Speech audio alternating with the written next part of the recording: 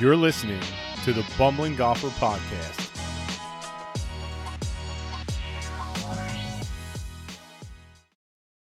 Hey everyone, it's John, the Bumbling Golfer, here, episode number 6 on the Bumbling Golfer Podcast. You can find this on YouTube and any streaming platform out there, any podcast platform out there, for the most part. If there's one that I'm not on and you use and somehow are hearing this, let me know. Just reach out to me and we'll get it figured out. So this episode here is just going to be me talking about my experience with just golf courses in general, right? So I grew up, I guess you could say middle class, maybe lower middle class. I don't know. I had such a great childhood. It doesn't really matter. But golf wasn't something that really, it was something that we did at like my grandparents' house because my uncles were super into golf and they worked in the golf industry.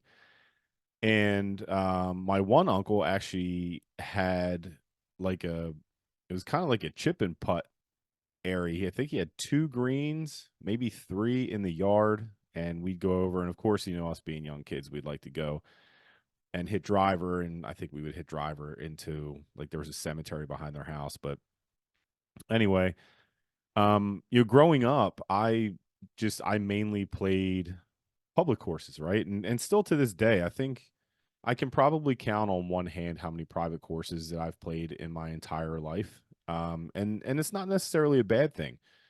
When you go out and you want to play golf, from my perspective, there are some courses that are better maintained, of course, than others.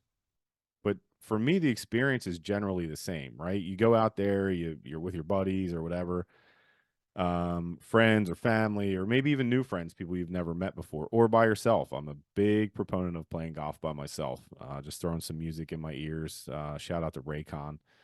Not sponsor me, but you probably should because I talk about you all the time. But yeah, I love going out and just playing different courses. It's one of the advantages I have playing on the AGS tour. If you're interested in that and learning more about it, amateurgolfsociety.com, or you can find them on social media at AGS Tour, and it's great. So anyway, getting back to the courses that I've played, I grew up playing mainly 2 courses, 2 18-hole courses. Now, one of them was a par 3 18-hole course, which it was like the mecca of golf for me, right? So I grew up playing baseball, so I would go to the batting cages at this golf place as well. The golf course, I guess golf center, they called it Woody's Golf Center. And they had 2 18-hole miniature golf courses. They had a 9-hole lit chip and putt course. I think the longest hole might have been I don't know, maybe 100 yards or something like that. And they also had an 18-hole par 3 course. I think the longest hole there was like 220 yards or something like that. But it was amazing. I remember going with my buddy Matt. His mom would pick me up, and we'd find our way there, and we'd go and spend the entire day. And we'd go. They had a driving range there, and they had a fence. So the big thing was trying to hit the ball over the fence. Until I got older and realized when you're on that hole that's right behind the fence, it's not ideal when people are hitting the ball kind of over it and potentially hitting you. But yeah, so growing up, I played Woodies all the time. All the time. It was great for young kids, but at the same time, you would go and there would be a queue of, 30, 40 people at any given time during the day. And it was crazy because, we would walk the course. It was fairly flat, but you would also see back, I guess this was probably in the 90s, you'd see guys showing up with cases of beer, and they had golf carts. I think they had several, maybe 10 actual golf carts, like the drivable golf carts. But that to me was what golf was, going and hanging out with my buddy and playing with different people, and you hitting that one shot that you could talk about all week at school or for the next 2 weeks or however long. And by the way, I think it was like $7. I think we would get dropped off with $10. We'd be able to play golf and get something to eat and probably play a video game or something like that. And maybe even hit more golf balls at the range. So it was such a great time. So that was most of my golf experience when I was younger. Now, if I was really getting treated, my uncle was the superintendent at a golf course called Kimberton Golf Club. Till this day, still one of my favorite tracks. I actually did a video. I'll put it in the description below. Shout out to Jason Madden and the Kimberton Classic. It's an AGS tour stop.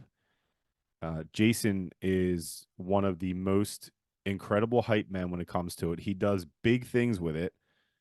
He raises money for the PGA. I believe it's a PGA Reach. Um, I'll correct that on the screen if that's different, but he does big things. He's a big proponent of hyping it up, and it lives up to the hype. And Jason will play hundreds of holes that week. He will play several times, trying to just out there talking it up, trying to chat people up, make new friends, all that kind of stuff. I actually have a pretty cool um, little interview that I did with him before that match, and Jason's just a solid guy, super solid guy. A lot of fun to be around. He's really funny, and his golf game's getting good. So anyway, back to the Kimberton thing. So we would go. My uncle worked there for essentially what seemed like my entire life, and he lived on one of the holes. I think it was number one, two, maybe right off the hole number three, maybe I can't remember. But during my cousin's birthday parties, we would go, and he would have golf carts there, and the parents would take us out. We would just kind of drive around the golf course, as the sun was going down and whatnot, and it was just a really good time. So anyway, I love Kimberton. It's a Fazio design. Um, I'll put that in the description below as well. But Kimberton's actually, if you're in the Pennsylvania area in Chester County or even Montgomery County, because it's kind of right on the border, it's a great track. It's easy. Well, I can't say it's easy. It's wide open, so you can really get after it if you want to. It's not incredibly difficult, but the green complexes are actually really fun. So, one of the things that really draws me to golf is playing at different places. Now, I've thought about getting a country club membership, which would be it would be fantastic. Don't get me wrong, but I like that I can play different courses all the time. Now, there's an argument there stating that in order to get better, you hang out with the pro, maybe you get some lessons, you get to really work. Maybe they have a great short game area, you can work on your putting, the camaraderie, all that stuff. Well, I have that and more. So again, playing golf at random golf clubs, right? I know that when I would travel for work, my clubs are always in my truck. So when I travel for work, I try to find a golf course, whether I get to play 9 or maybe 18, or if I'm whatever the case is, right? Even vacation, I love to go, and it's going to be a lot more. So hopefully there's more content. Anyway, as I continue to grow up and get a job and have a family and all that other kind of stuff, um, I I played a lot of courses that were essentially like the cheaper courses. Now, at the time, there were some courses around where I live. I'll just use Jeffersonville Golf Club, for example. Jeffersonville Golf Club, when I was growing up, was a trap. It was not well maintained. And then at some point, and I don't know if I have my history right, but at some point, the borough that it's in bought it. They bought the land and they put money into it. And they recognize it could be a profit center, which I'm 99% sure it's a profit center because this place just does amazing things. They have a great grounds crew now. They're putting money into it. They're building a brand new I guess clubhouse, venue, wedding venue, all that kind of stuff. So they're really getting with the times. And I'll tell you, so I've talked about this before, but I coach high school golf for Harrington High School here just outside of Philadelphia. Shout out to the Rams. So I got to walk that course and many, many other courses through the course of this past season. So Jeffersonville was one where we would go, and they would have leagues, and it would just be, it would be kind of tore up, right? That, and then there was also a club 3 minutes away from there called Westover. I believe that's owned by the Piazza family. So those of you baseball fans out there, Mike Piazza, it's his family. They own a bunch of stuff. Um, so anyway, those were the courses I grew up playing on, right? So I love the fact that that's how I grew up playing golf, because I have friends that had country club memberships, which again is fantastic. I love that. And there's not much more exciting in golf than going to a country club with maybe a friend or an acquaintance or someone and having lunch, you know what I mean? Going out and hitting balls and, you know, getting a caddy. And now for me, I don't understand the whole dynamic about how that stuff works and the etiquette. I was told one time that, the person taking you out kind of covers stuff. I don't know. But I remember the first time I played at a country club. The first time I ever played at a country club, I played at Philadelphia Country Club, and I played with one of my mentors, Carl. I've talked about him before, and I played with a guy who took us there, and we had lunch, and he strategically placed us at a table where I sat right next to the club championship plaque, so it was right next to me, and I'm looking, and I'm like, oh, it says his name. It says his name. And I looked, I said, were you the club champion? And he says, yeah, I was a club champion a few times. Well, it was him and this one other guy for like, I don't know, the last like 7 years. And so we went out and we played, and it was a great experience. My first experience with a caddy was not one of my proudest moments. So what ended up happening is I get to the first tee box, I hit a ball pretty much down the middle. I hit my second shot onto the green, and I go up and I see the caddy pick my ball up, and I didn't see him put a ball marker down. And at the same time, I mean, I was probably like 24, maybe 24, 25. I didn't know what was going on. And I kind of yelled towards him, and I'm like, "Hey, what are you doing? Why'd you pick my ball up?" And he put the ball back down real quick. He says, "Sir, I'm so sorry." Now, this was an older gentleman. He's super nice.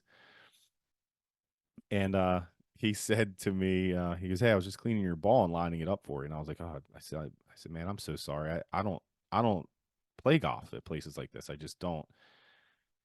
So anyway, it was cool the rest of the round. I actually ended up shooting really well. It was a great day, great experience. And since then, I've had the pleasure of playing quite a few. I can't say quite a few, maybe five. Let me see if I can count them. So Philadelphia Country Club, St. David's Country Club. That was a good track. Um, I played at Firestone, which was really exciting at a job that I used to have. That was great. I played at a club called, I think it was Mount Vernon Country Club. That was my favorite course by far. Still to this day, um, a, a vendor of mine actually took me and several other people out while we were on a visit. So that's four. And then I played Pablo Creek in Jacksonville, Florida, with one of the proprietors, one of the owners. Uh, that was an absolute experience. That was one of the coolest experiences that I've had, because obviously I was playing with one of the proprietors, and he was just such a great guy, and still is a great guy. I actually bought my truck thanks to him down in Jacksonville. So that's five, and then I've played just for the AGS tour. I've played White Manor Country Club, which is a great track. I've played Bellwood Country Club. I feel like that might be it.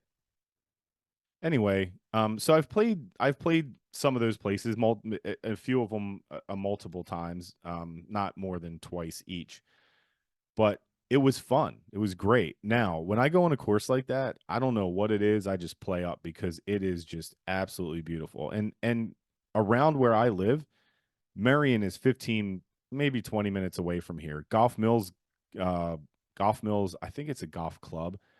By the way, you can't find anything on it. It's pretty exclusive.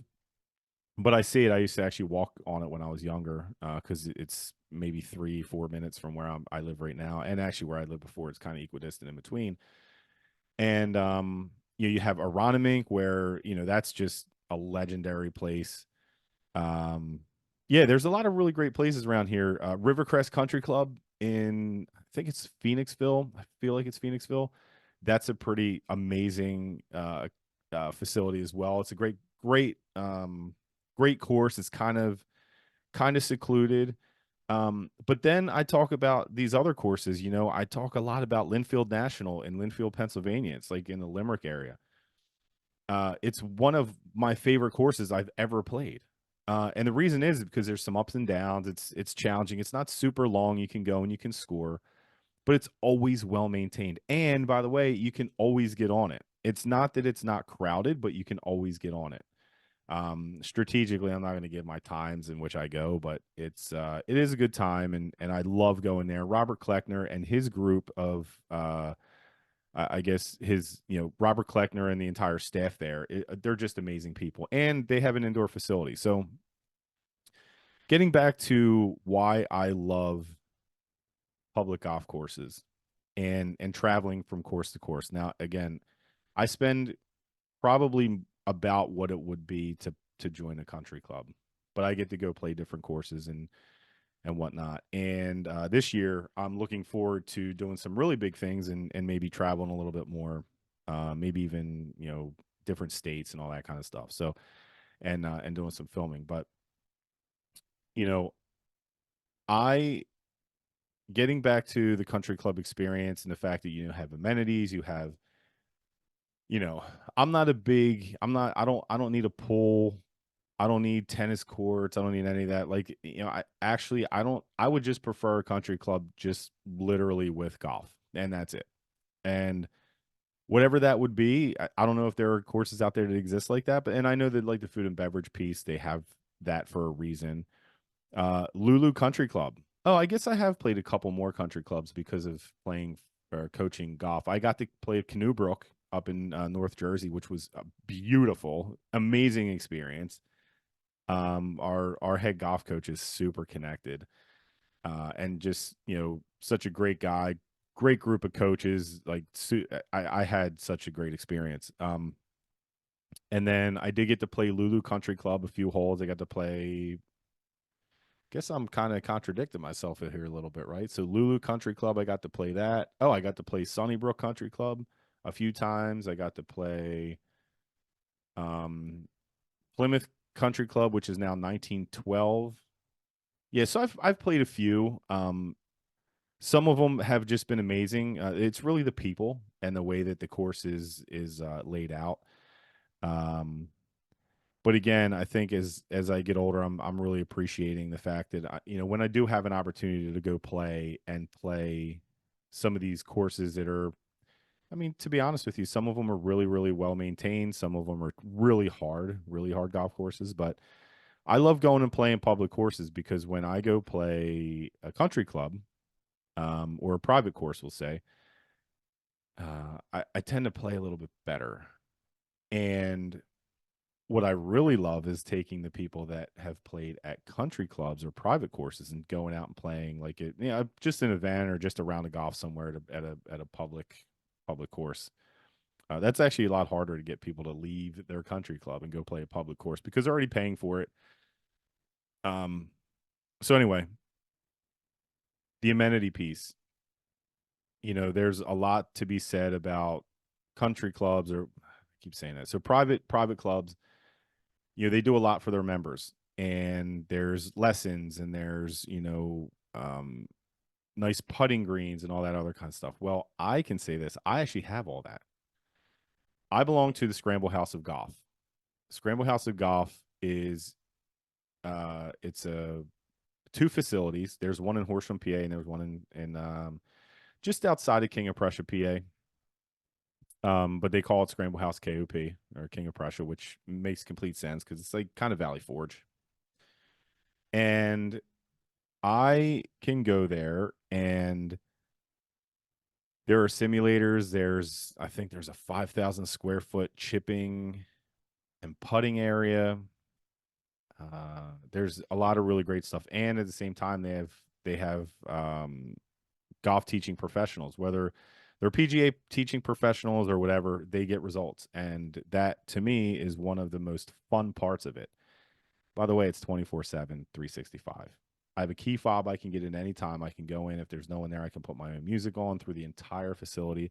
There are leagues. They had just had a Ryder Cup event. They have a private room for parties. They have a pool table. They have ping pong. They have, a private like conference room if you want to take it, say you have a small group of people that you want to get together, or you have a small company, you can go and utilize that space. It's really, really nice. Shout out to Justin and your team just for continuing to do an amazing thing. So public courses to me are really where it's at. I've seen some amazing public courses. Now, the price point is also something for me. I've seen this boom through, through the pandemic and all that other kind of stuff where people really picked up golf. And I love that golf is more accessible than ever. What I don't like is the fact that courses are charging huge sums of money to play. Now, I understand everything's more expensive, but $70 for a round of golf, or $75 for a round of golf, it's a little steep, right? But people are paying it. People are filling up tee sheets left and right. Me, I like to do things a little differently. I'm not going to pay $70 to play a public course. There might be a few of them that I would. There's some that I would pay $150 for. I'm not going to mention them because I don't want them to raise their prices. But I'm really about inclusivity in golf. Just young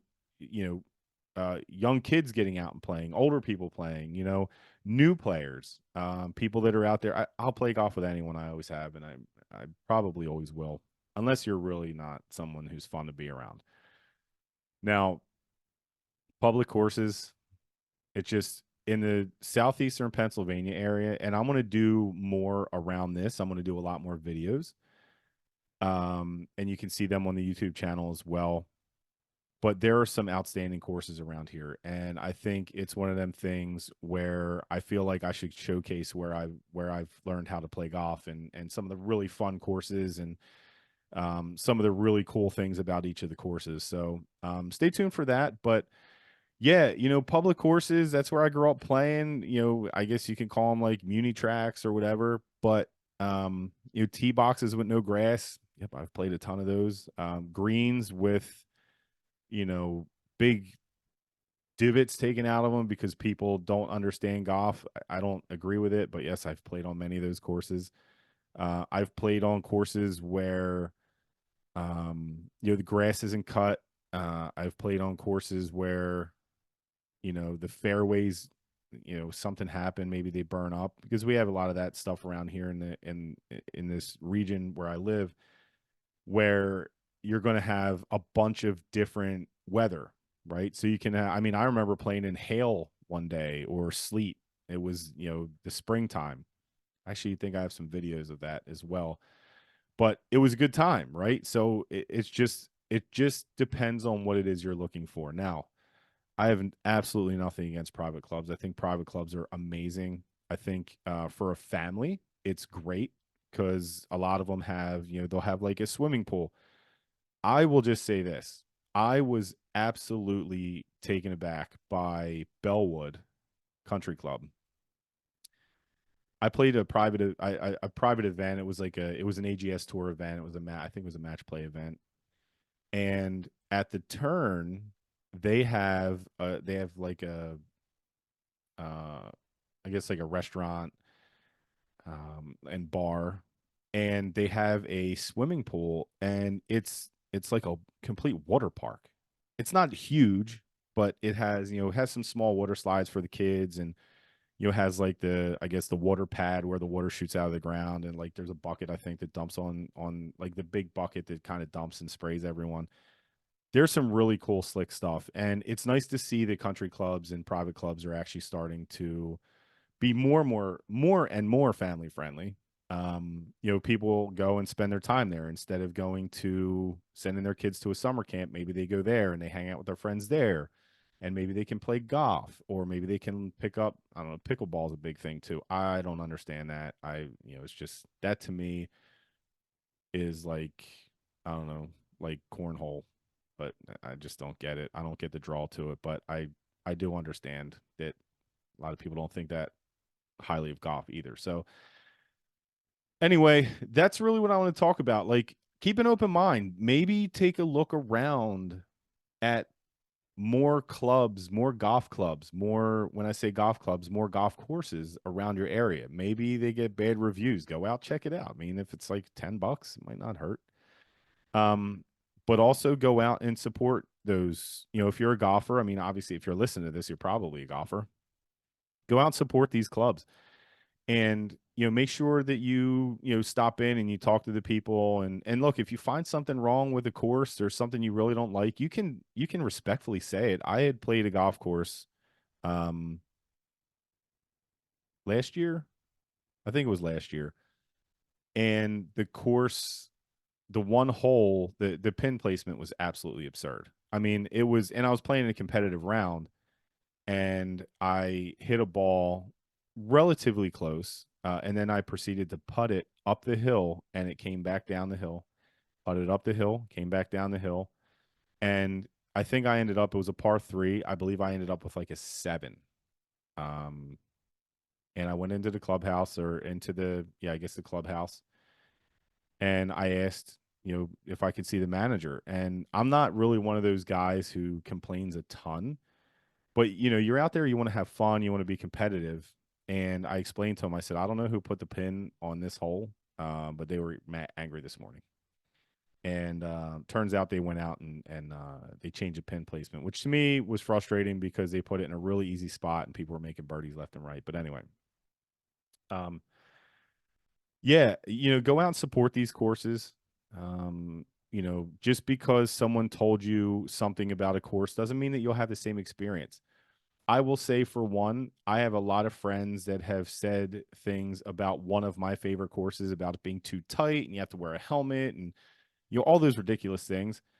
Well, those people don't really understand golf, right? They don't understand that, that might have been that case 20 years ago, but they've changed the course, right? So the one hole that they were concerned about is no longer there. They actually modified the course. They made, I think they made an additional hole, which, by the way, the layout's amazing. Um, yeah, so these are those things where, as a golfer, I'm really interested to understand what other people think about, public courses versus private courses, and what your preference is. I don't really have a preference. I just want to play golf. Um, so anyway, that's the deal. That's this episode here. One of those things I don't like to ask a lot about, but if you could, hit that like and subscribe button, maybe even the notification bell, that would be very helpful to me.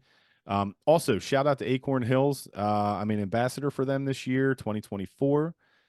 If you go onto acornhillsco.com and go check out their stuff, everything in the store, anything you like, go ahead and buy it. And on checkout, type in the code Bumble15, Bumble15.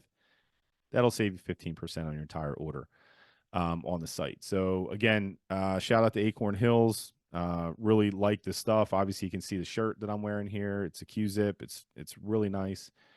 And as things continue to progress through the season, it is right now, as I'm recording this, it's the end of January 2024. I got some really exciting things planned. I have some guests that I'm going to be having on here, and I'm going to be hopefully doing some more remote kind of stuff. Maybe at a table at a golf club. Um, we'll see. We'll let people look around and say, well, what's this guy doing? Um, but I want to understand more about golf, about the golf courses I play, about the people running them. I'm not going to, probably not going to have like, hey, you know what? This will evolve as I go. I just keep talking. Anyway, this is John, episode number 6, The Bumbling Golfer. Like, subscribe, hit that notification bell to really help me. All right. Thanks, everyone. Enjoy the rest of the winter. Hopefully, you have an amazing indoor place like I have, which, if you're in this area, you do. If you don't, unfortunately, you probably don't have it. Um, you might have something different. But anyway, I appreciate each and every one of you. Hoping to hear from some of you and let me know what you think. And if there's any subjects or topics you'd like me to talk about, let me know. All right. Thanks, everyone. Episode number 6. Done. See you. Bye. You've been listening to the Bumbling Golfer Podcast. Hit me up on our socials at the Bumbling Golfer. Also, hit us up at our email at thebumblingolfer@gmail.com.